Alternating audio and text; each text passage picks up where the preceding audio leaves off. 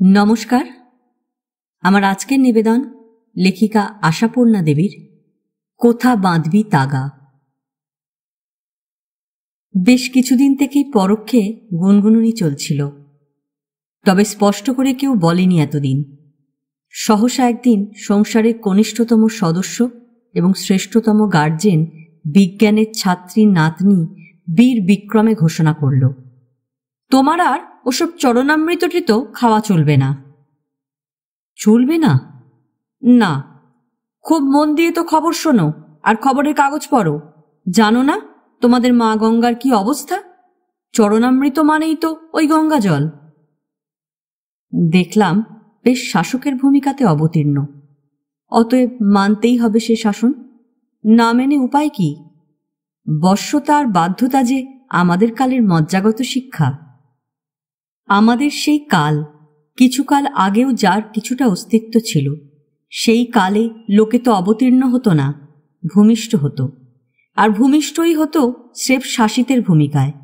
শাসন বহুবিধ: গুরুজনের শাসন, পাড়াপড়শির শাসন, মাস্টারমশাইয়ের শাসন, লোকনিন্দার শাসন এবং হিতৈষীর শাসন।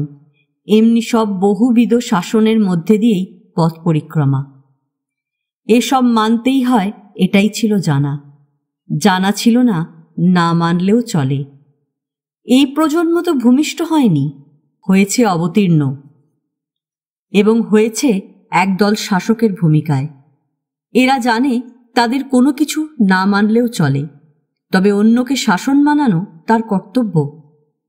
জানি এই গঙ্গা দূষণের শাসনটি মানতেই হবে, তবু শেষ চেষ্টার মতো বলি, চরণামৃত তো আর ঘটি ঘটি পেটে যায় না বাবা, এক ফোঁটার ব্যাপার। আমার ওতে কিছু হবে না, তোরা তো আর খাচ্ছিস না।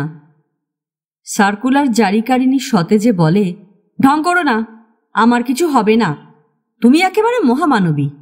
ওই এক ফোঁটাতেই কত লক্ষ জার্ম থাকতে পারে তা জানো? ভক্তির দাপটে চরণামৃত খেয়ে মৃত বনে গেলে অসুবিধাটা তো তোমার হবে না, হবে অন্যের। ও বাবা, অন্যকে অসুবিধায় ফেলা সে তো রীতিমতো গর্হিত কাজ।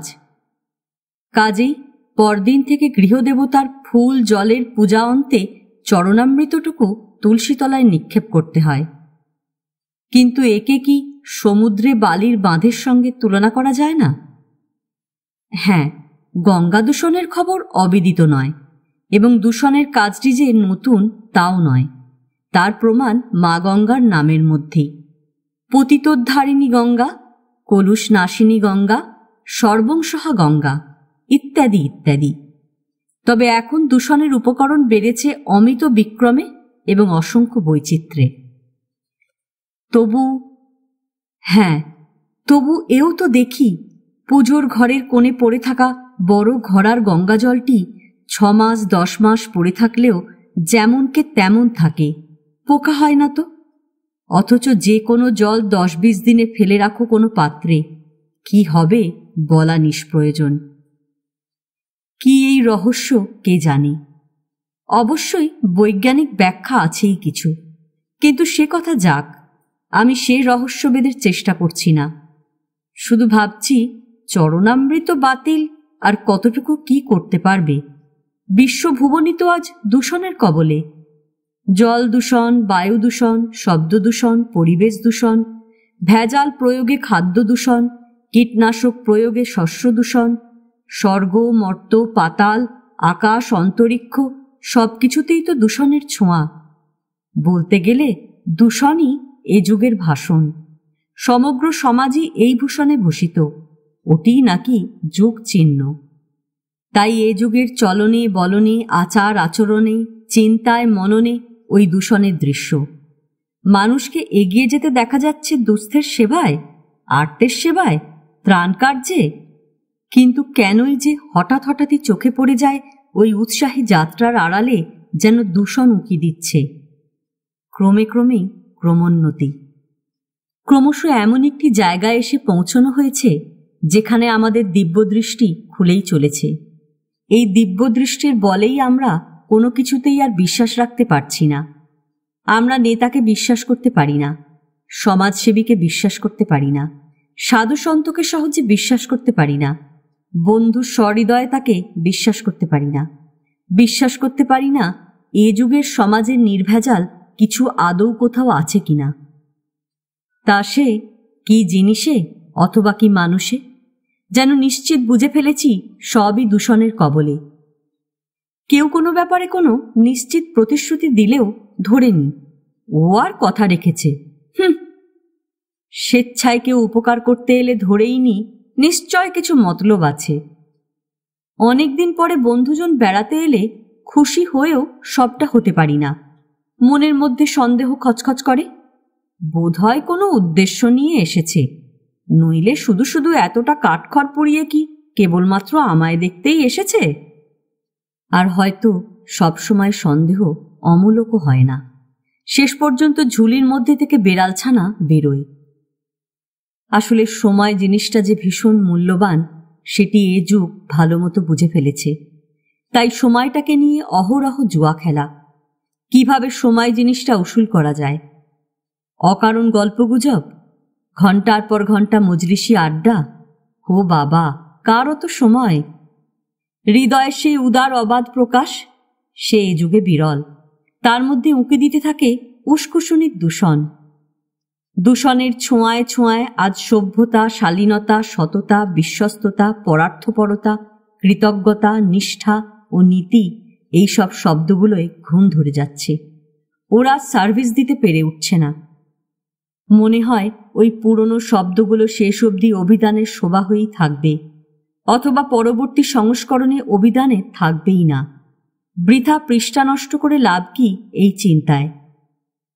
এই প্রজন্ম কুসংস্কার মুক্ত।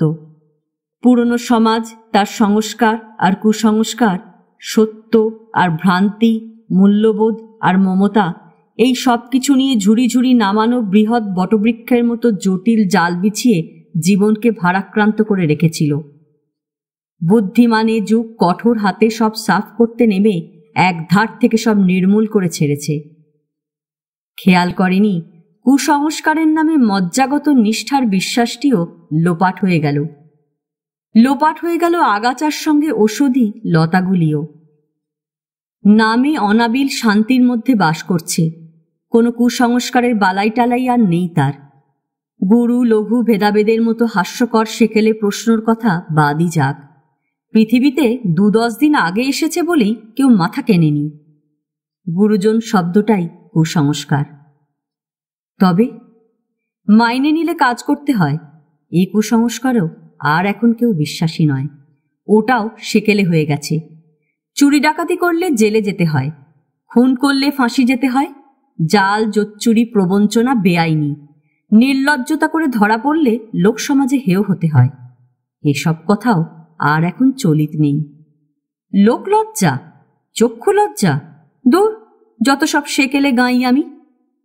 সত্যি বড় মুক্ত এই যুগ, নির্ভীক, নিশ্চিন্ত। শুধু খেয়াল করছে না সমাজের মেরুদণ্ডে ক্যান্সারের দূষণ। তিলে তিলে পচন ধরাতে ধরাতে ক্রমেই প্রবল বেগে ছড়িয়ে পড়ছে শিরায় শিরায়, অনুপরমাণুতে।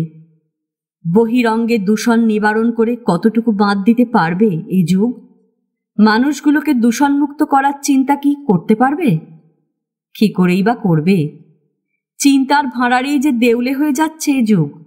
দেউলে হয়ে যাচ্ছে হৃদয় সম্পদে। কোথাও খুঁজে পাওয়া যাচ্ছে না কোনো বড় মাপের মানুষ। স্বার্থ সর্বস্ব ছোট ছোট মানুষ ক্রমশই নিজেকে ছোট করে আনছে, নিজেকে ঘিরে গণ্ডি কেটে কেটে। কোথাও নেই শ্রদ্ধা, বিশ্বাস আর ভালোবাসা। সব থেকে সর্বনাশের কথা, মানুষ ভালোবাসার ক্ষমতা হারিয়ে ফেলেছে। অহেতুক ভালোবাসা নামের সেই স্বর্গীয় জিনিসটির নিঃশব্দে কখন স্বর্গপ্রাপ্তি ঘটেছে কেউ তার হিসাব রাখেনি। তবে আর কোন বিশল্যকরণী রোধ করতে আসবে এই পচন দূষণ? দিনে দিনে তো বেড়েই চলবে। এ গল্প এখানেই শেষ। গল্প পাঠ ভালো লাগলে লাইক, শেয়ার, কমেন্টস করতে ভুলবেন না। এখনও যারা আমার চ্যানেলটা সাবস্ক্রাইব করেননি তাদের সকলের কাছে অনুরোধ জানাই, প্লিজ আমার চ্যানেলটা সাবস্ক্রাইব করে নেবেন।